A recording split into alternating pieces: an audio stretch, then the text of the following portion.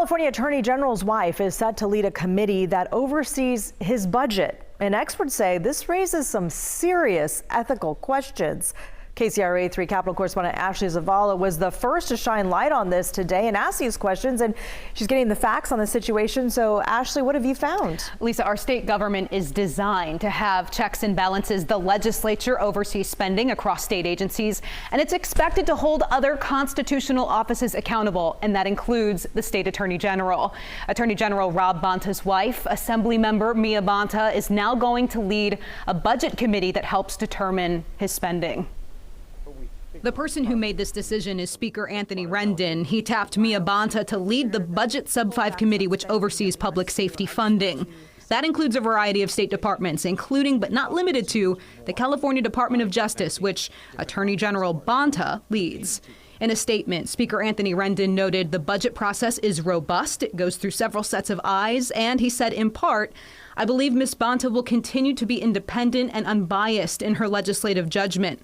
We talked to Bob Stern, who is the former general counsel for the Fair Political Practices Commission. He notes none of this is illegal, but said this situation should raise eyebrows, not just to taxpayers, but everyone. I mean, what's going on with them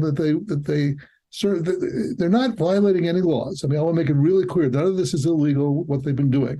But it seems to me that they should be a little more, they have a tin ear about ethics. Particularly as Attorney General, he should have the highest ethical standards of any governmental official. He should set an example for everybody else. Now, we also have a statement from Assemblymember Mia Bonta, who said, in part, "The suggestion of a conflict of interest shows a lack of understanding about the legislative process.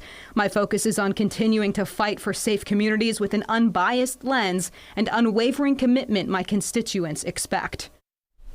Now, we used sources for this story that have decades of experience in this space. One would argue that it is because of an understanding of the legislative process that we are bringing this situation to light, Lisa. Interesting response from Mia Bonta. Very interesting. How is Attorney General Rob Bonta responding to this? So we reached out to his office yesterday at around this time to get, as we were working this story, and we did not get a response until our web story was posted this afternoon.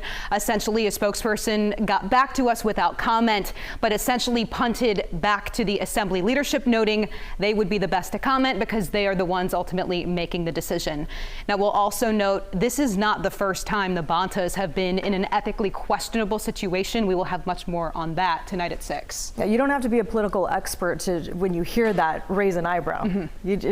Right. It just sounds questionable.